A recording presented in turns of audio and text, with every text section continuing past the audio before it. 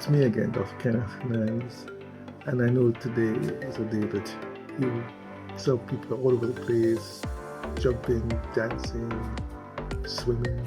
But there's so much to do on this Monday evening, and I know it's called Carnival in the Isles of Trinidad and Tobago. In the rest of the world, well, you've had another day.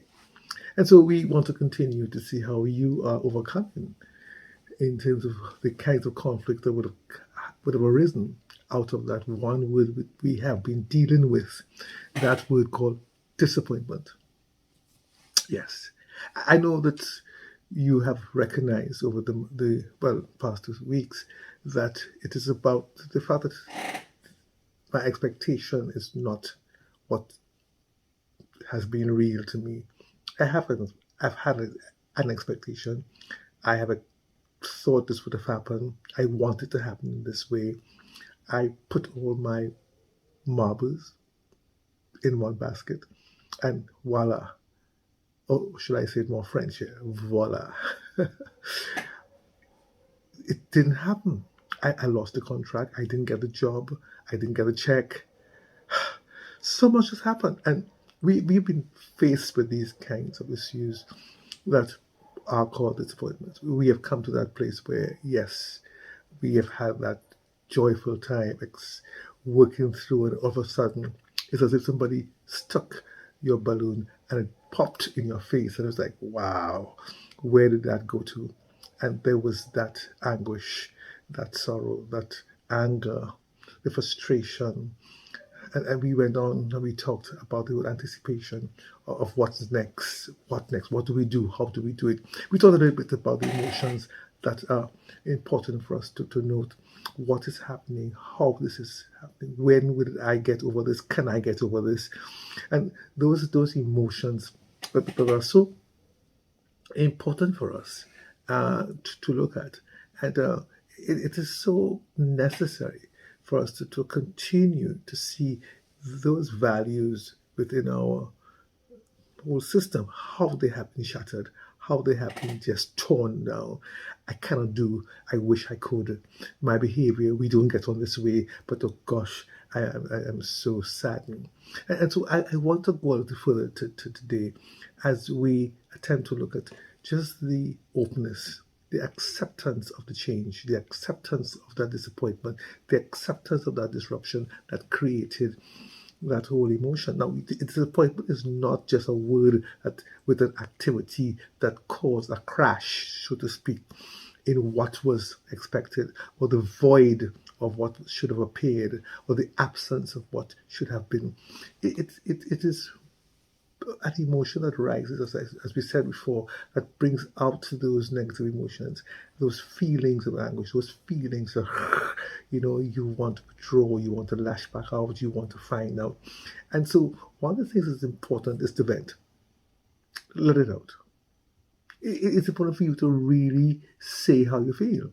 And I want us to be honest about that. How do we feel?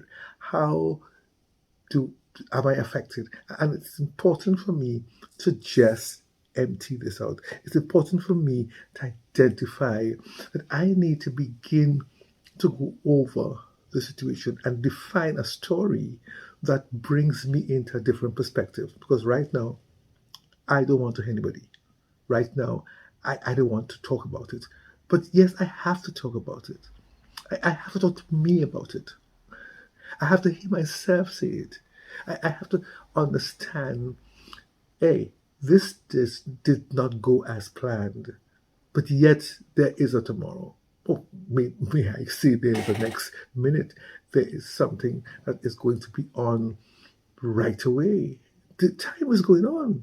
It is not about the fact that, excuse me, I'm going to just have a lapse in time and I'm going to wait for a couple, whatever minutes, hours you want to say, and then things are going to continue. No, the hours are going, the minutes are going, the seconds are going. There's a continual movement of time, and I'm left in this space. So therefore, I need to observe what it is that I need to see, and how do I look at this disappointment, the absence of my expectation? How do I re-establish a new outcome? And we did speak about that. But now we're going to define that. How do I look for a new outcome? Now, some people tell me, you're crazy. What, go down that same road again? And be disappointed twice? Please, no. One is enough. I can't take that headache twice. It's not about looking for a headache. We have to go forward. We have to redefine our steps. We have to redefine our plans. We have to redefine those thoughts and come into a more cognitive rationale that brings us into a perspective of how we can work the difference. Now, I'm not saying to you that you have to find a perfect way.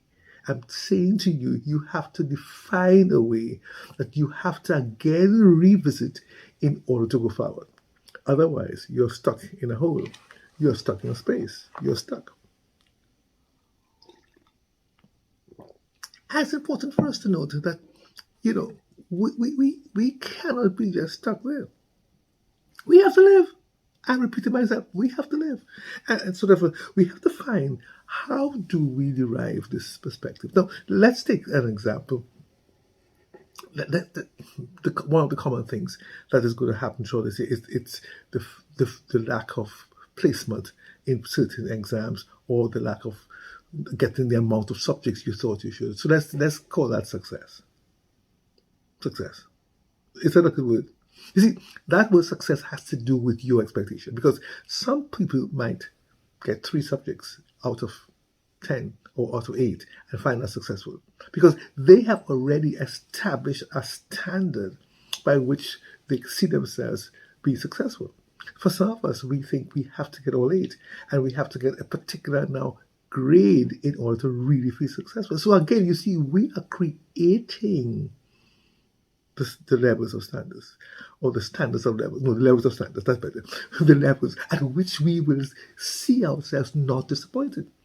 So that we have to look now at the perspective and understand, how am I going to be real about working those levels, working what I have done. So I could go through my assignments, I could go through my coursework and say, okay, I did that.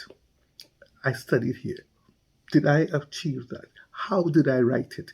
We could talk about communicating in terms of the levels of writing. How did I articulate? How did I put this forward? What resources did I use? You may be able to assess that and say, okay, next time. But one of the greater things I think is important in terms of perspective is, how do I look at my success? What am I using as a benchmark for success? And that is something that for you to work at, in order for you not to be overwhelmed or to be thrown by the word disappointment, not having the expectation realized. So that we need to firstly identify with what really makes me who I am, what makes me happy, what makes me go forward. And that's important in how I determine my next step. Because as I said, with disappointment, if you do not handle that emotion, you could be stuck in a hole. There's so many emotions that we will continue to look at as we go along. But I want you to see how we are working this differently. We want to make sure that we are aware of who we are, and we can create the dynamics, we can create the artistry, we can create the fabric that is going to make me happy and feel comfortable. So if, as I said, passing 4 subjects out of 8 makes you feel happy, fine. Oh, I know you have people around you who are going to say you're stupid. Aim for the sky. But where's your sky? How high is your sky? How high? How high? Tell me how high. You see, everybody has a different concept of height and different concept of reach. So that I may be able to reach for the stars. Somebody might reach for the firmament. They want to go beyond it. Some people might only reach a rooftop. And then, of course, how high is that rooftop? Is it a rooftop where it's from a skyscraper? Or is it a chateau? or is it a hut? So we have to know our capacity. It is not that we are going to be staying at that level, but in the context of this device of creating, better word, of creating the objectivity and saying, okay, I am planning for this, I am waiting on this, I'm expecting this, I'm going for a job interview. What it is that makes you successful in that interview, so that you would not be disappointed. And we have to learn to understand in knowing yourself, so that you know your heart, you know your beat, you know what makes you tick, you know that. And that is what is important. If that cannot be realized, when you get another disappointment, you are going to fall apart again. But you see, if you get something that is different in terms of the expectation and the outcome, you are able to work the outcome differently and not fall into that space of anger and anguish and hurt and having the pain and the unrealistic views. We are not going to be participating in that kind of activity. It is important for us to realize that kind of pressure that we need not put ourselves to. So therefore, we need to look at the perimeters. We need to look at the boundaries. How far can we go? How near can we stay? What is important for us? Who are we working with? Who are we expecting to be a part of this activity or this plan that can support the success? And these things are important for you. So you have to learn how to accept your plan, how to have that self-acceptance, is that what I should say, of what you're doing. You have to agree with who you are and agree with what you're planning. So let me shift to another example. We go into a job interview. We are establishing a job interview. We are establishing that we are going to present our CV. We are going to prepare ourselves with our questions. All right. And we go into the interview. They are interviewers. They all have their questions they're going to ask. But what am I prepared to answer? Am I prepared at all to answer any of those questions? Or am I free to create the answers as I go along? So that I must have that confidence, because I could be disappointed at the end of the interview in how I answered the questions, but it is you who answered the questions. Therefore, are you true to your heart? Are you accepting who you are and how you are willing to interpret this in going forward? I want us to be honest about how we are really satisfied with self, how we are really working to make it better for me, making it much more sustainable. Now, having done all that and said all that, what's our next step? Let's take the interview as an example again. What do you think is going to happen after the interview? Did I do it better than before? Did I speak too quickly? Did I speak too slowly? Did I answer the questions correctly? Oh, we can go on and on.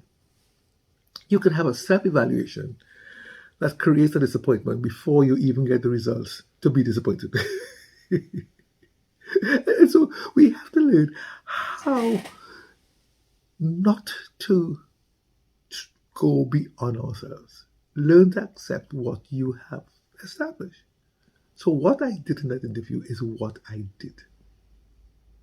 I cannot come out of that interview and create a disappointed scenario. I cannot come out of that interview and decide that I am not the best or I am not working good at it. No. I have to learn now. I have to expect what I put in. Okay, that was the interview. I expect to be called. I expect to get the job. I am waiting now to see if my expectation equals the outcome. But because I am so self-confident about me, whatever the outcome whatever the outcome is, I am very satisfied about what I have done. And I am happy with me. You think it's important to be happy with you? You think you can get across that squarely today, that you are happy with what you do, you are happy with what you do? Because a lot of disappointment arises out of not being happy with me, not being content with what I have done, my performance, my artistry, my demonstration, my creativity. We question that.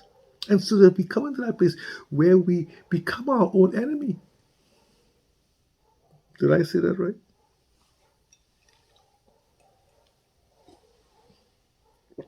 Oh, this is so good.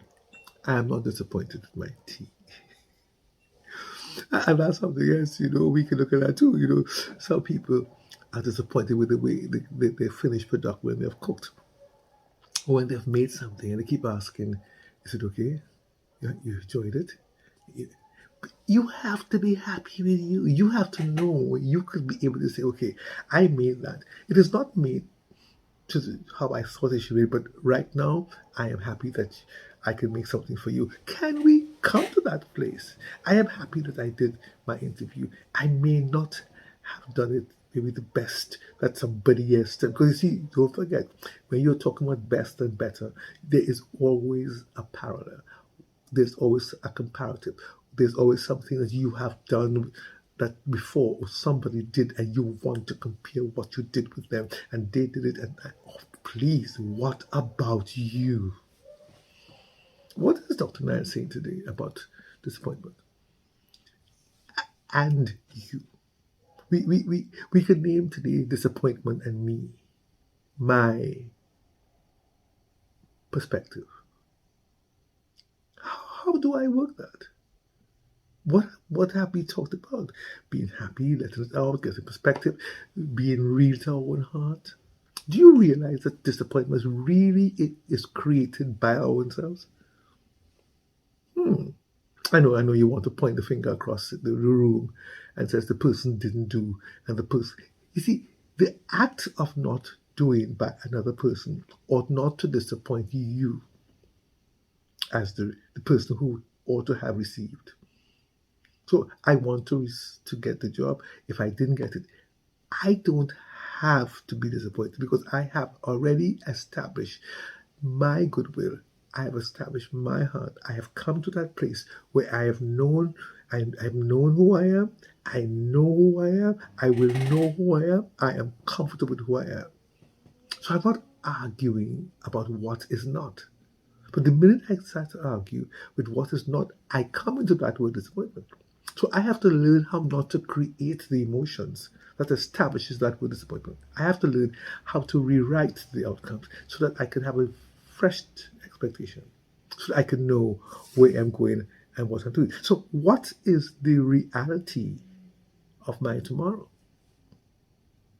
And my tomorrow does not mean the next day. My tomorrow means immediately after I've gotten the news that may be different from my expectation. How do I value that? How do I value to continue living experiences that will continue to cause me that contentment, that joy, that satisfaction about myself? How do I work, therefore, the ideas that are now coming to me, as I said before, that realigning the plans for new things, the plans to take me to another level, the plans to establish where I'm going and where I'm not going? How do I work that? And how do I work that happily? I think I need to pause here for a cause and just say that I have to learn to principally work with myself, for myself. What is Dr. Niles saying here? When I get a disappointment, or when there is disappointment, that means when I don't have the achievement of that which I had set out to, and my expectations are not what the outcomes are. I listen to voices. Oh, it happened to you too? Oh, I didn't warn you. How you could do that? You wasn't thinking? Ha! Shame on you. You let that happen to you? There's a proliferation of expressions that can be thrown at you and sometimes are thrown at you that further aggravate the emotions for you to fully now be embodied, may I use that word, in that disappointment. Initially, you might say, oh, I didn't get through. Oh, what happened here? But when you have that public intervention, those public voices, those public expressions that continue to tear at you in terms of your lack of initiative and lack of comprehension and rationale and order and composition, those lacks that suddenly come into your face. It's like, oh my gosh, who am I? I did that? Hmm. Mm-mm-mm. What kind of person I am? And immediately we begin to terrorize ourselves. We begin to put ourselves down, and the disappointment sinks in. And then we go into the disorders or dysfunctions, or we become mentally challenged. Because now we are pressed on every side with all these new expressions of why I didn't and how I couldn't and what was going through my mind and what he was thinking of. Oh Lord. And somebody might even say the word disappointment. They say, you disappoint me. You are working out a disappointment. You are disappointed by the lack. And now somebody else is disappointed by you. So you don't really feel it under the weather. As we say to the Caribbean, you feel like a shoe on the ground being used to walk on. So we have to learn to really press and rise above those public voices, those aggressive, sometimes non-aggressive, but very potent words that come from public, hoping to keep us alive, hoping to cause us to think, but no, it's penetrating our very being of who we are because it makes us really feel like this other word, failure. I failed to get, I failed to have, I failed to retrieve. So we come into a new perspective here now. That it's not just disappointed from not getting a job or getting the check or getting that done. It's now that I'm a failure. So we compound the issues, and that is when we are pushed into that mental disorder or that mental challenge. So I'm setting up something here for the next podcast. So we got to learn to see that is why sometimes we are thrown into all these avenues of mental and psychological stress and agonies because it's not just about me working out the lack of achievement, my expectations, and the outcomes. No, it's about me internalizing all the talk from public, all the voices, and threatening my very being, my very me. And I cannot be happy anymore. I don't know how to be happy. I can't seem to rush that joy anymore. How am I working out that joy? That joy. Oh, how am I working on me? So we have to learn to really accept my heart. Who am I? What am I capable of? What are my limits? What are my boundaries? I am setting those things realistically and I am going for them. When I get the negativity or I don't get the outcome that I expected, I am not going to be thrown. I'm able to say, okay, let me try again. Let me go again. Let me realign. Let me realign. Could I use that word? Let me redevise, recreate, and go forward. It is important to understand that there is still good in you to be discovered. There is still rightness in you to be seen. There are still opportunities to be gotten. But you have to press to go into that, to decree and to declare, hey, I can do it. It's not about the fact that you did not accomplish at this time. It's not even about the failure that people have said you are. No, you didn't say you're failing. No, you have taken that out of the clamor of the voices. We have to put those aside and decide, hey, this is my capacity. And I am working on that. It is going to extend because the more I give it activity, the more I work it, the capacity expands. And that is what is important for us. So I want us to go through this and listen to, if you have to listen to this over, but you see the next podcast, we want to deal a little bit more about some of those mental challenges or psychological pressures that may arise out of the feeling of that new word that I introduced, the failure, coming out of the word disappointment. So let's see if we can embrace today's activity.